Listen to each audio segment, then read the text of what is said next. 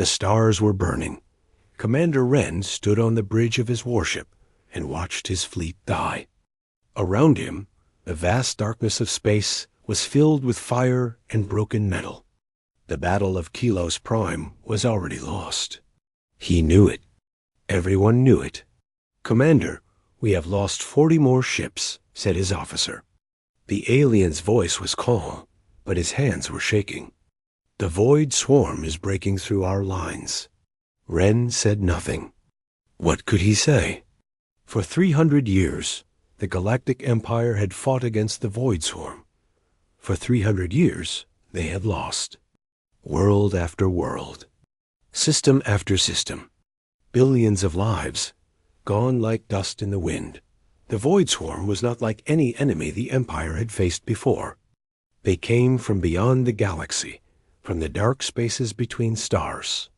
They were a hive mind, millions of creatures controlled by one ancient intelligence. They did not want peace. They did not want trade. They only wanted to consume, and they were very good at it. On the view screen, Wren watched as a swarm carrier opened its massive jaws and swallowed an Imperial cruiser whole. The ship's shields meant nothing. Its weapons meant nothing. The swarm had learned to adapt everything the Empire could throw at them. "Pull back," Wren ordered. His voice was heavy with defeat. "All ships, retreat to the capital. There is nothing more we can do here." The retreat was ugly. More ships died covering the escape. By the time Wren's fleet reached safety, he had lost 2/3 of his forces. Kilos Prime, a world of 12 billion people, fell to the swarm 3 hours later. Wren did not watch the footage. He had seen enough worlds die. 3 days later, he stood before the Council of Species in the Great Hall of the Imperial capital. The hall was ancient, built 10,000 years ago when the Empire was young and strong. Now it felt like a tomb. High Emperor Vox sat on his throne at the center of the hall. He was old, even by the standards of his long-lived species. His skin was gray and thin, stretched over bones that seemed too fragile to carry the weight of an empire. But his eyes were still sharp. Still aware dot around him sat the representatives of 100 different species. Once, this council had ruled 40,000 star systems. Now, less than 12,000 remained.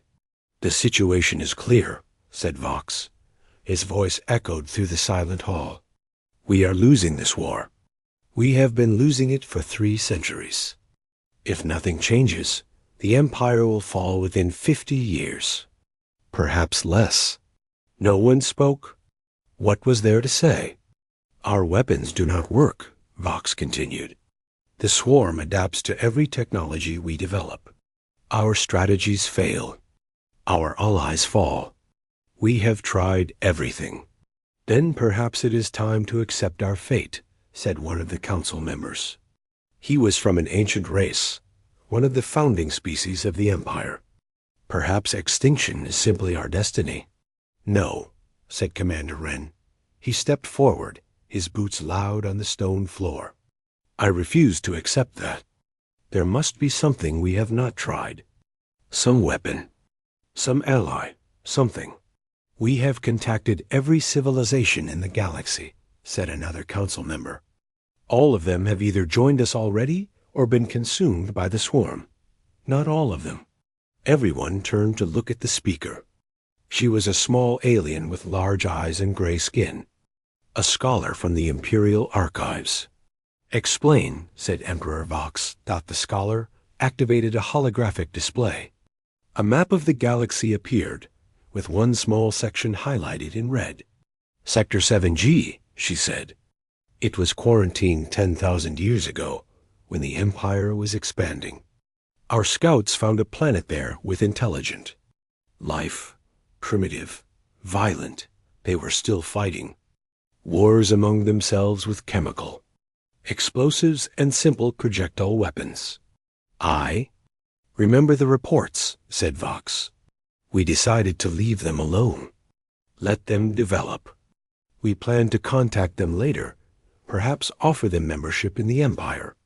But we never did, said the scholar. The quarantine remained in place. And then the war began, and everyone forgot about Sector 7G. You are suggesting we contact these primitives? Asked a council member. What could they possibly offer us? They are probably still throwing rocks at each other. Perhaps, said the scholar.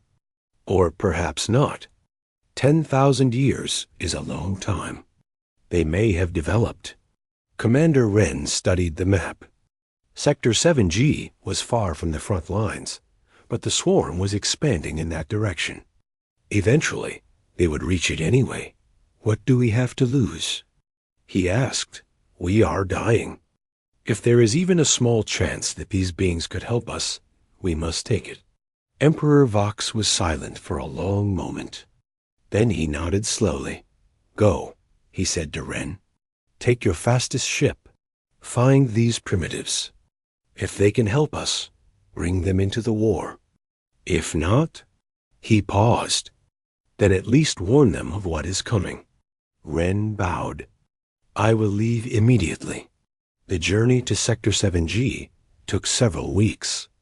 Wren spent most of that time studying the old reports about the planet and its people. The species called themselves humans. They were soft, fragile creatures with no natural weapons. No claws, no armor, no psychic abilities. They lived short lives and bred quickly, and they were incredibly violent. The old reports described endless wars. Humans killing humans over territory, resources, beliefs, and sometimes nothing at all. They had developed weapons capable of destroying their own planet multiple times over. The Imperial scouts had labeled them as dangerous and unpredictable. Wren was not sure if that was good or bad. His ship dropped out of faster-than-light travel near the edge of the human system. Immediately, his sensors went wild. Commander, said his pilot, I am detecting thousands of artificial structures. Orbital stations, satellites, ships. Wren leaned forward, staring at the view screen. The blue-green planet hung in space, surrounded by a web of metal and light. Hundreds of ships moved between stations. Some were small, clearly civilian. Others were large, bristling with weapons. These were not primitives. I am detecting weapons signatures, said his pilot. Nuclear, kinetic, chemical. They have targeted us. Before Wren could respond, his communication system crackled to life. A voice spoke in a language his translator quickly decoded. Unidentified vessel, this is United Earth Defense Command. You have entered restricted space. State your identity and intentions immediately. You have 30 seconds to respond before we open fire. Wren took a deep breath.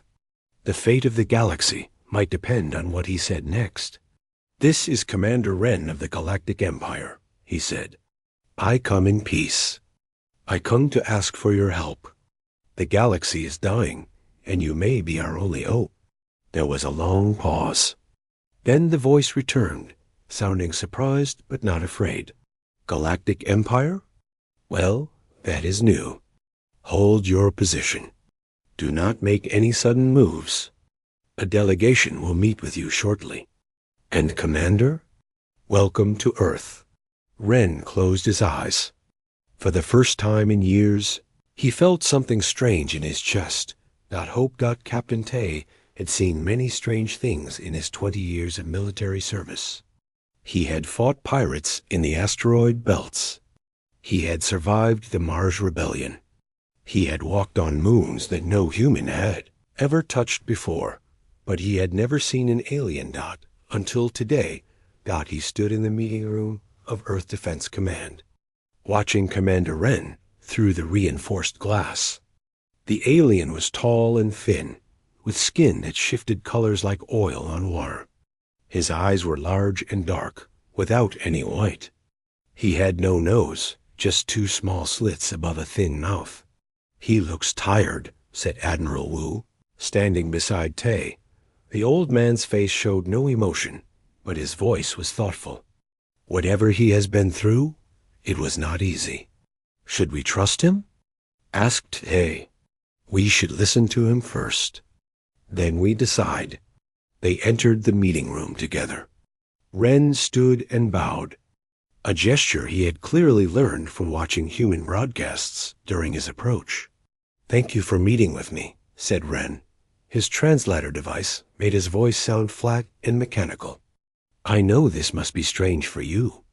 Your species has never had contact with other civilizations. We always knew we were not alone, said Admiral Wu. We just did not expect visitors so soon. Please, sit. Tell us why you are here. Ren sat. He placed a small device on the table, and a holographic image appeared above it. Stars, thousands of them. A map of the galaxy. This is the Galactic Empire, said Ren, or what remains of it. For 10,000 years, we ruled over 40,000 star systems, hundreds of species, trillions of lives. He touched the device, and large portions of the map turned dark. 300 years ago, the Void Swarm came. They came from outside our galaxy. We do not know where they originated. We do not know what they want, except to consume. The hologram changed. Now it showed creatures. Tay felt his stomach turn. The things were nightmares made real. They had no fixed form, just masses of teeth and claws and eyes. Some were small, the size of dogs. Others were larger than buildings. They are a hive mind, Ren continued. Millions of bodies, but one intelligence. They learn. They adapt. Every weapon we used against them, they found a way to survive. Every strategy we tried, they countered. We have lost 70% of our territory. Billions have died. Admiral Wu studied the images carefully. And you came to us for help? We are just one planet. 12 colony systems. What can we possibly do against something like this? Ren was quiet for a moment. Then he said, I do not know. When I was sent here, I expected to find primitives. Creatures still fighting with simple weapons. Instead, I found a civilization, ships, stations, technology that is different from ours, but clearly advanced. He paused, and I found something else. What? Your history. Ren's eyes met Wu's. We studied your broadcasts during our approach. Your wars, your weapons, your way of fighting. He leaned forward. My people have been civilized for a very long time. We fight with honor, with rules, with elegant weapons designed to disable, not destroy. But you? He shook his head slowly. You fight to win. You fight to survive. You have weapons that we banned thousands of years ago because they were too brutal. Nuclear bombs, chemical agents, simple metal projectiles that tear through flesh. Tay frowned. You are saying our backwardness is actually an advantage. I am saying that the swarm has adapted to civilized warfare. They have never faced anything like you. The meeting lasted for hours. Ren showed them everything. The battles, the defeats, the consumed worlds. He held nothing back. When it was over, Admiral Wu called an emergency session of the United Earth Council. The debate was fierce. Some council members wanted nothing to do with the alien war. Earth was safe, they argued. The swarm was far away. Why should humans die for species they had never met? But Captain Tay stood before the council and spoke the truth they did not want to hear. The swarm is coming this way, he said. Ren showed us the maps. In 50 years, maybe less, they will reach our space. We can fight them now, alongside allies who know the enemy. Or we can wait and fight them alone when they are stronger, and we are not. How do we know this is not a trap? Asked one council member. How do we know these aliens are telling the truth? We do not, said Tay. But if they wanted to destroy us, they could have done it already. Their technology is more advanced than ours. They did not need to ask for help. They chose to. Admiral Wu stood. The room fell silent. Everyone knew the old man. Everyone respected him. "I have served Earth for 40 years," he said. "I have always believed that humanity's greatest strength is not our weapons or our ships. It is our will to survive, our refusal to give up, our ability to fight when all hope seems lost." He looked around the room. Today, the galaxy is asking for that strength. I say we give it to them. The vote was close, but it passed. 3 weeks later, Captain Tay stood on the bridge of the battleship Earth's Fury. Around him, 200 human warships prepared for departure. It was not a large fleet by Imperial standards, but every ship was armed to the teeth with weapons the Empire considered barbaric. Lieutenant Hana walked up beside him. She was young, but Tay had seen her fly. She was one of the best pilots in the fleet. "Captain," she said, "the squadron is ready. We are all ready." Tay nodded. Through the view screen, he could see the alien ships that would escort them. They were beautiful in a way, smooth and elegant, designed by a civilization that had forgotten what it meant to be desperate. Humanity had never forgotten. "All ships," said Tay into his communicator. "This is Captain Tay. Today, we leave our home to fight in a war that is not ours. We go to help people we do not know, against an enemy we have never faced. Some of us will not return." He paused, letting the words sink in. But that is what it means to be human. We do not wait for danger to come to us. We go to meet it. We do not surrender. We do not give up. And we do not lose. He turned to his crew. Every face was determined. Every eye was steady. The galaxy thinks we are primitives, violent, dangerous, uncivilized. He smiled grimly.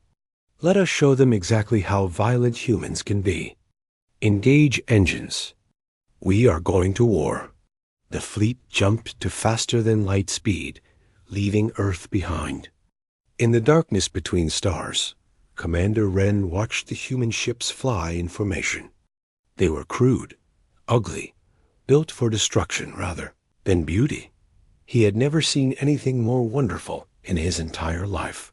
For the first time in 300 years, the Empire was not alone. The Vera system was dying.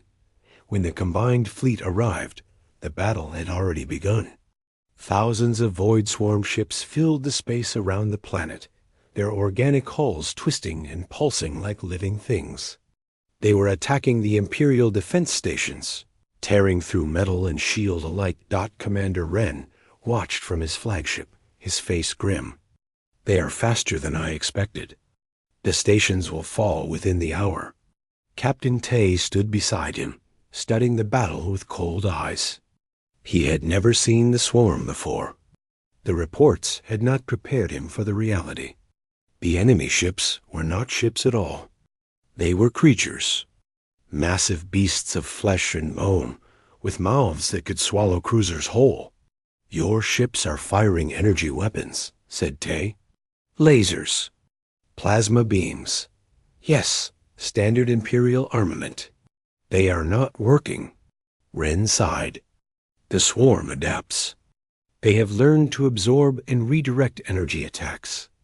Our weapons become less effective with each battle." Tay watched as an Imperial battleship fired its main cannon at a swarm carrier. The beam hit the creature directly, but the monster simply shuddered and kept coming. Moments later, it rammed the battleship, crushing it against its body.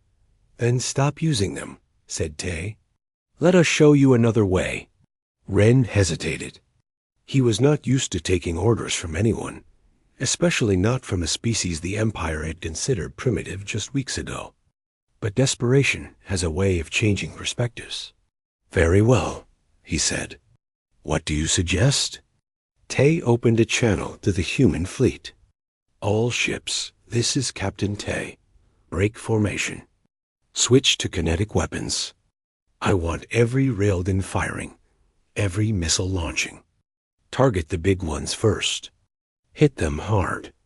Hit them fast. Do not give them time to adapt. The human ships responded immediately. 200 vessels surged forward, breaking away from the elegant Imperial formations. They flew like wolves, fast and hungry. Lieutenant Hana led her fighter squadron into the heart of the swarm. Her ship was small and fast, armed with simple machine guns and a payload of nuclear missiles. She had trained for this her entire life, but nothing could have prepared her flying through a sea of living nightmares. All fighters, stay tight, she ordered. Target the eyes, the mouths, anything soft. Her guns blazed. The bullets were just metal, simple projectiles moving at incredible speed. But the swarm had never faced kinetic weapons before. They had no defense. The bullets tore through flesh, ripped through organs, left trails of alien blood floating in the vacuum. The swarm screamed. It was a psychic sound, felt more than heard. Hana gritted her teeth and kept firing. Above her, the larger human ships were doing even more damage. The battleship Earth's Fury opened up with its main railgun, sending a solid metal slug the size of a car directly into a swarm carrier. The impact was catastrophic. The carrier split in half, its innards spilling into space. On the Imperial flagship, Commander Wren watched with wide eyes. They are actually hurting them. Metal and fire, said Tay. The oldest weapons in the universe. Sometimes simple is better. But the swarm was not finished. It was a hive mind, and when one part suffered, all parts learned. The creatures began to change their tactics.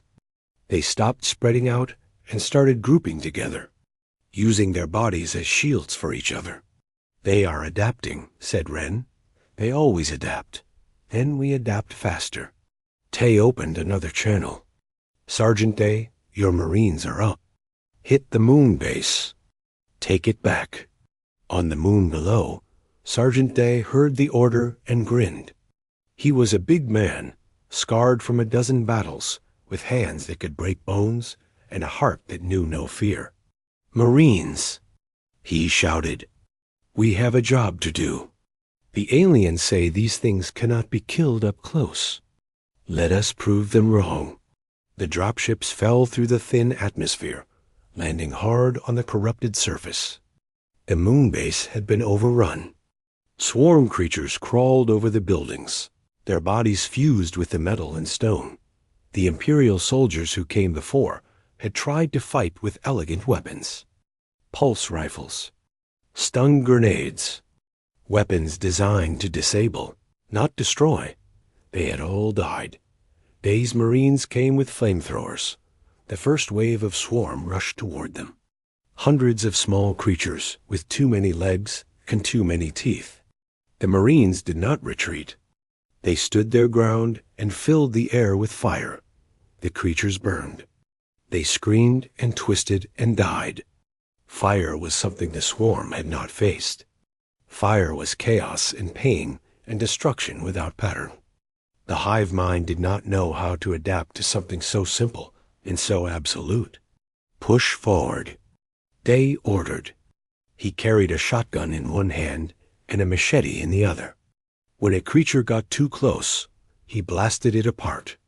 When one got closer, he cut it down with the blade.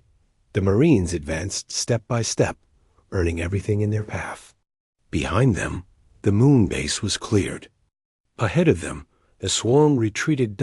In orbit, the battle was reaching its peak. The human fleet had taken losses, but they had inflicted far worse on the enemy. Swarm ships drifted dead in space, torn apart by missiles and railgun slugs. Lieutenant Hana found herself separated from her squadron, trapped behind enemy lines. A massive swarm carrier blocked her path home. It was wounded, leaking fluids from a dozen holes, but still alive. Lieutenant, pull back, ordered Tay. That is a direct command. Hana looked at the carrier, looked at her instruments. She had one nuclear missile left. Sorry, Captain, she said. I have a better idea. She flew directly at the carrier, dodging tentacles and teeth. The creature tried to catch her, but she was too fast. She flew straight into its open mouth, into the darkness of its body. Inside, she armed the missile, set the timer for 10 seconds. Then she pulled the ejection handle. Her cockpit exploded outward, shooting her into the creature's flesh. The missile stayed behind. 5 seconds later, the carrier exploded from the inside. Nuclear fire consumed its body, turning it into a second sun.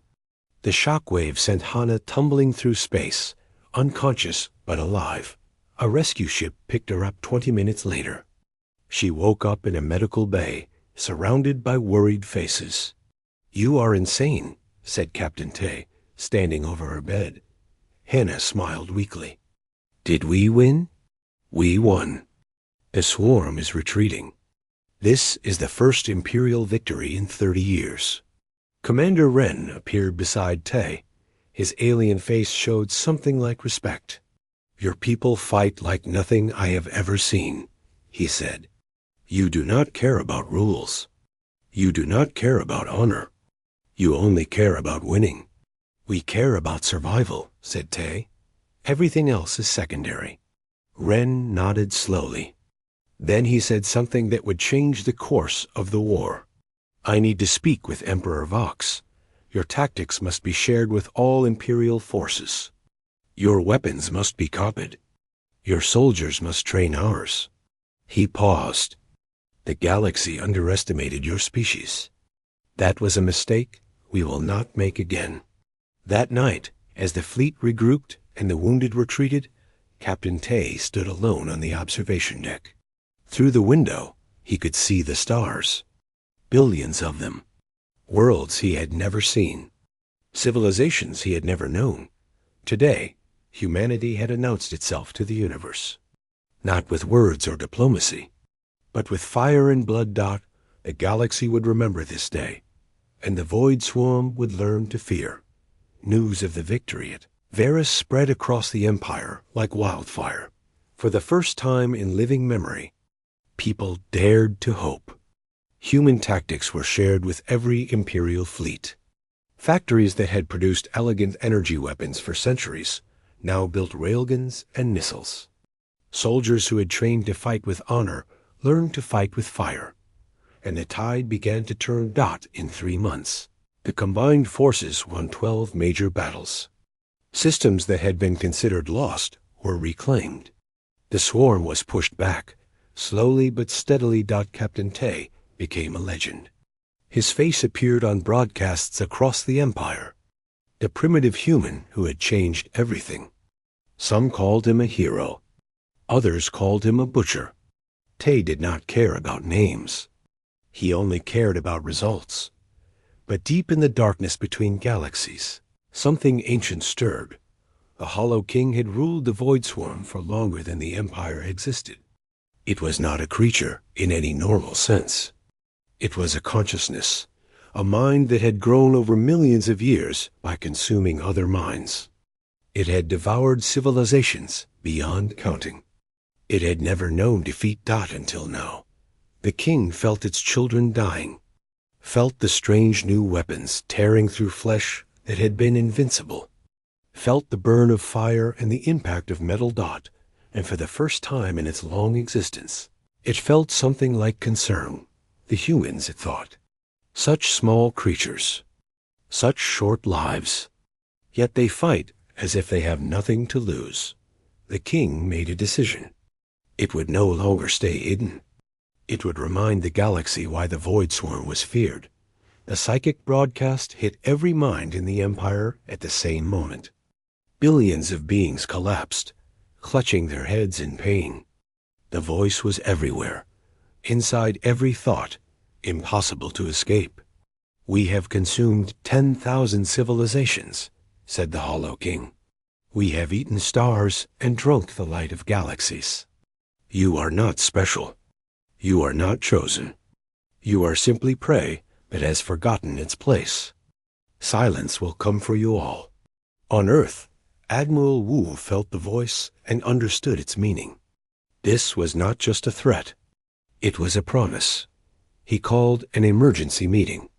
Captain Tay, Lieutenant Hana, still recovering from her injuries, Dr. Mina, the brilliant scientist who had been studying captured swarm tissue for weeks, Commander Ren. They gathered in a secure room and spoke of things that would have seemed impossible just months ago. "The Hollow King," said Ren. "We have known of its existence for centuries, but no one has ever seen it.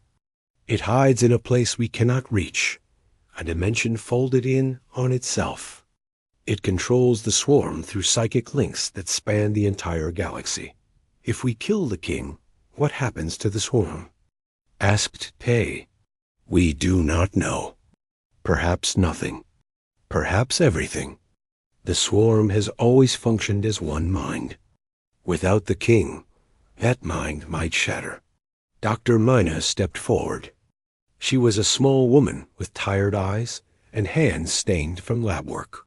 "I have been studying swarm biology since the first battle. Commander Ren is right.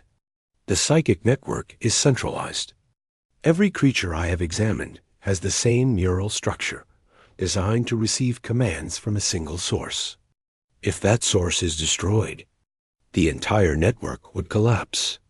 "Then we destroy it," said Hana. "Tell us where it is, and we will blow it up." "That is the problem," said Ren. "The Hollow King exists in a dimension fold, a pocket of space that is separate from normal reality. Imperial ships cannot enter. Our faster-than-light technology does not work there." Silence fell over the room. Then Dr. Mina spoke again. "Human ships might work." Everyone turned to look at her. "Our warp bypass engines are different from Imperial technology," she explained. "They are cruder, more unstable. The Empire banned similar designs thousands of years ago because they were too dangerous. But that instability might be exactly what we need. Our engines do not follow the same rules. They tear through space rather than bending it." "You are saying we could reach the Hollow King when the Empire cannot," said Tay.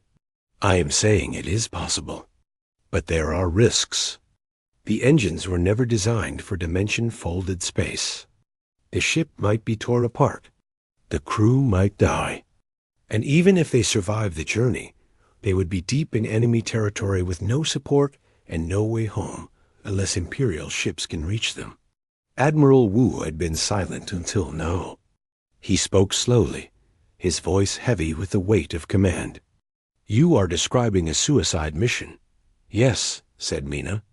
"But if it works, we could end the war." The room was quiet. Everyone understood what was being asked. Someone would have to fly into the heart of darkness, with almost no chance of return. Captain Tay stood. "I will lead the mission." "No," said Wu. "You are too valuable. The fleet needs you. The fleet needs the war to end. And this is how we end it." Tay looked around the room. "I will need volunteers. Marines for ground assault. Pilots for cover. A scientist to guide the technology." Sergeant Day stepped forward. He had been standing in the corner, listening. "My Marines will go.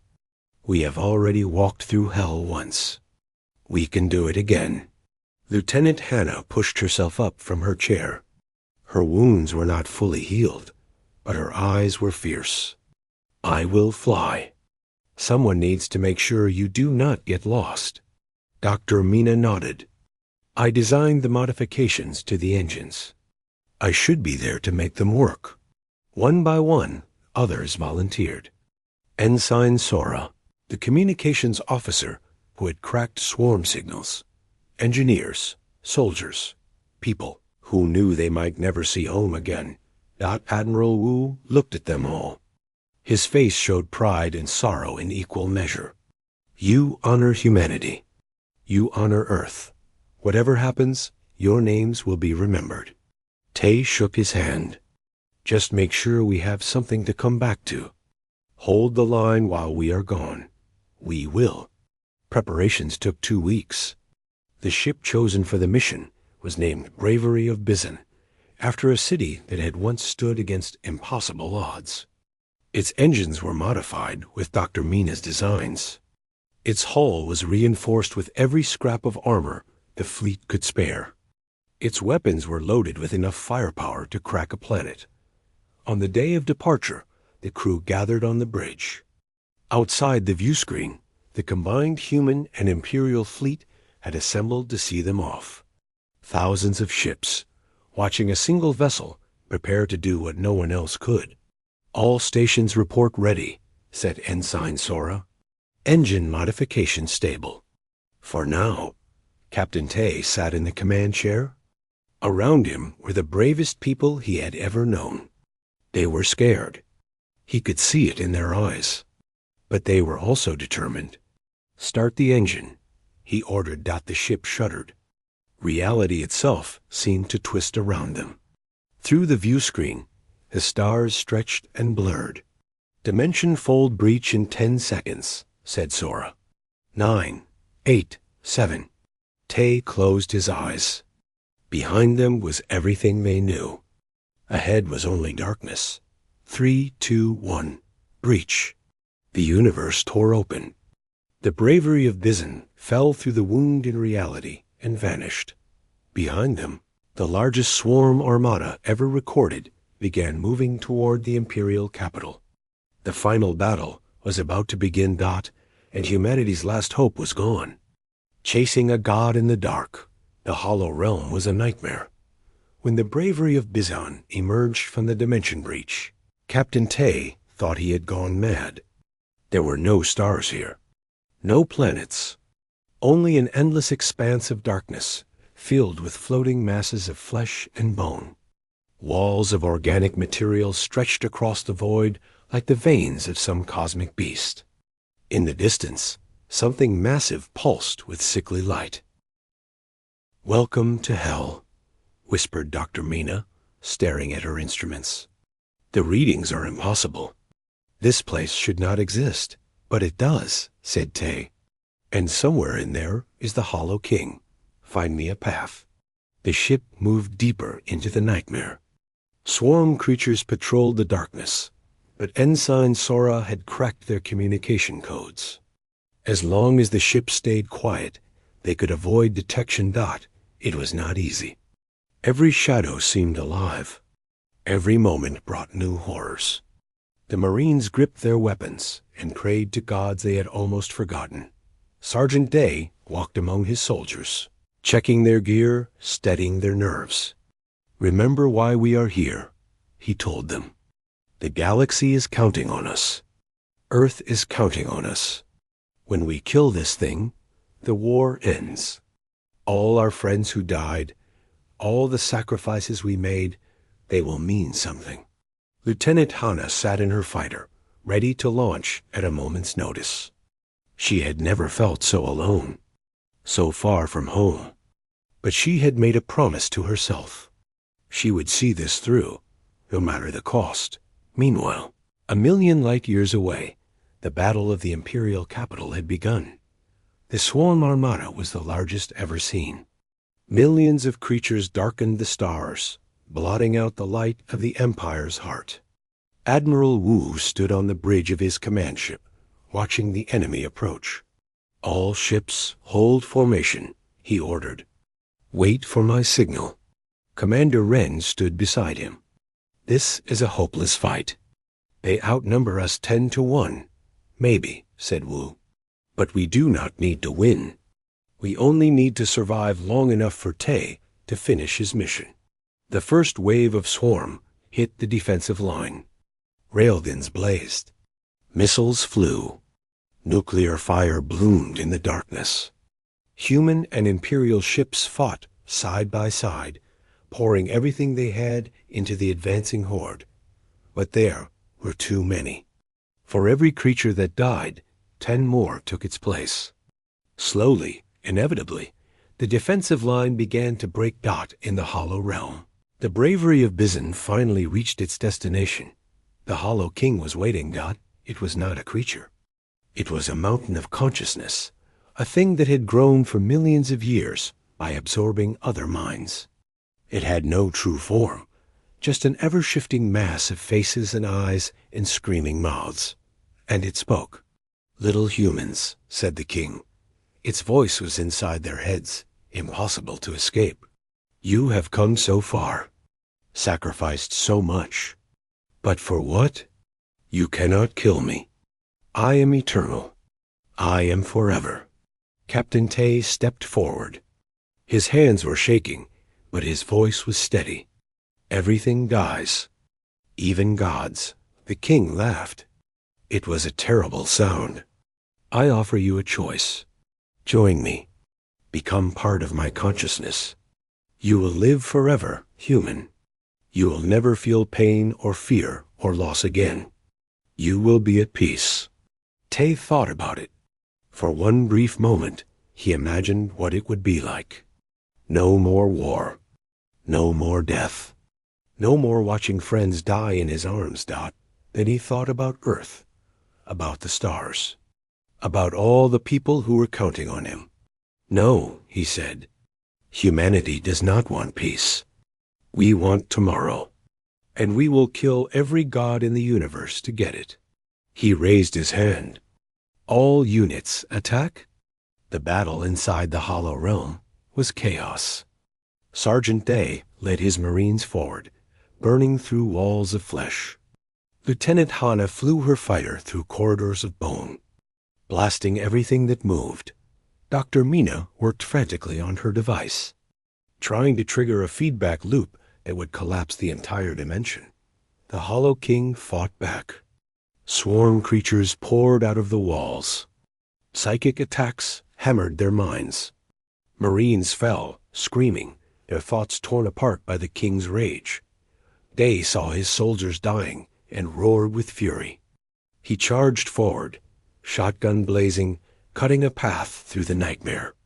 Behind him, the remaining Marines followed, driven by his courage. "Get Mina to the core," he shouted. "I will hold them off." "Sergeant, no," yelled Tay. "We need you." Day turned. His face was covered in alien blood, but his eyes were clear. "You need to win. That is all that matters. Tell Earth we did not kneel." He pushed into the swarm of creatures, disappearing into a wave of claws and teeth. His shotgun kept firing. His voice kept roaring. Even when he fell, he did not stop fighting. Lieutenant Hana saw an opening, a gap in the king's defenses, a tunnel leading to its core.